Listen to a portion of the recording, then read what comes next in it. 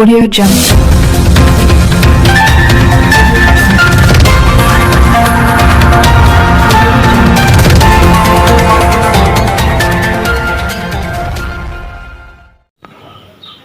नमस्कार, मैं रानू गोस्वामी और आप देख रहे हैं स्टार न्यूज प्लस चैनल। आइए आगे बढ़ते हैं आज की मुख्य और अहम खबरों की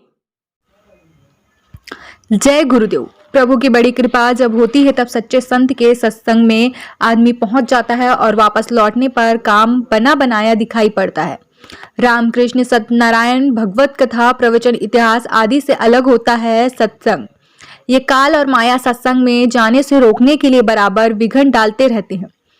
आजकल प्रचलित कथा प्रवचनों महात्माओं के इतिहास से अलग सच्चे संत के सत्संग की महिमा बताने वाले, दुनिया कमाने के लिए दिन रात अनवरत दौड़ने वाले इंसान को शाश्वत सत्य, भगवान, गुरु और मृत्यु की याद दिलाने वाले, आखिरी वक्त में पछताना ना पड़े इसका उपाय बताने वाले उज्जैन के बाबा उमाकांत जी महाराज ने बताया कि सत्संग में आजकल लोगों का मन नहीं लगता है, क्योंकि सत्संग की बातें अलग होती है। जहाँ सत्य बात बताई जाती है उसको कहते हैं सत्संग।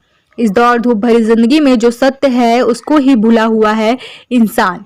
सत्य है मौत और परमात्मा, ये केवल तकलीफ और त्योहार पर ही आजकल याद आते हैं, जबकि इनको सदैव याद रखना चाहिए। पूरा सुनिए गुरुदेव के श्रीमुख से।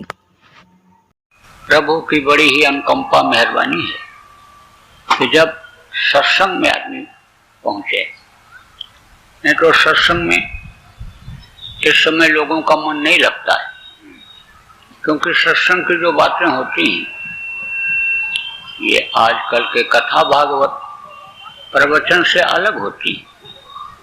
जो अक्सर लोग सुनते रहते हैं, सत्यनारायण की कथा, राम कथा, कृष्ण कथा, महाभारत की कथा और प्रवचन, अन्य महात्माओं का इतिहास जो लोग सुनाते हैं, उससे ये अलग होता है।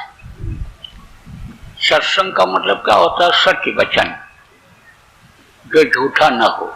सत्संग का मतलब क्या होता है कि जो सत्य है वो बात बताई जाए तो वो सत्संग होता है। सत्य से मिला देने का काम जहाँ पर होता है, जो करता है कराता है, वो जो समझाता है वो सत्संग होता है। तो सत्य क्या है?